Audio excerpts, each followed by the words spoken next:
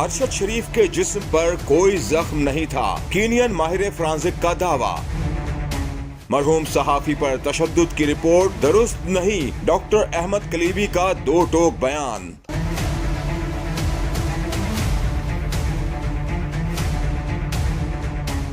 Kenya میں قتل کیے جانے والے پاکستان کے معروف صحافی اور اینکر پرسن ارشد شریف پر قتل سے قبل تشدد کا معاملہ پہلے ہی شک و شبہات کا شکار ہے۔ تاہم دوسری جانب کینین ماہر فرانزک نے ارشد شریف پر تشدد کے دعوے کو مسترد کر دیا ہے، جس کے بعد مرحوم صحافی کے پوسٹ مارٹم کا معاملہ مزید الجھ گیا ہے۔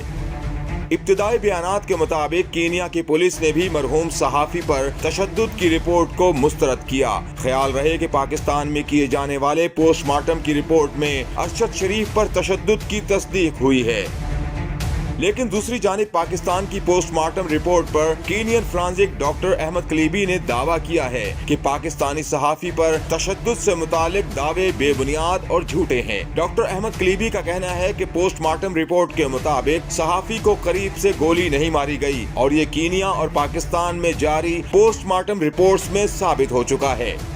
انہوں نے کینیا کی اور پاکستان کی دونوں رپورٹس کا موازنہ کرتے ہوئے کہا کہ کینیا کے ڈاکٹرز کی رپورٹ بھی وہی ہے جو پیمز ہسپتال کے 8 ڈاکٹرز نے دی ہے۔ دونوں ممالک کی رپورٹس میں ایک جیسے زخموں کا ذکر کیا گیا ہے۔ دونوں رپورٹس میں صحافی کی وجہ موت بھی ایک جیسی ہے۔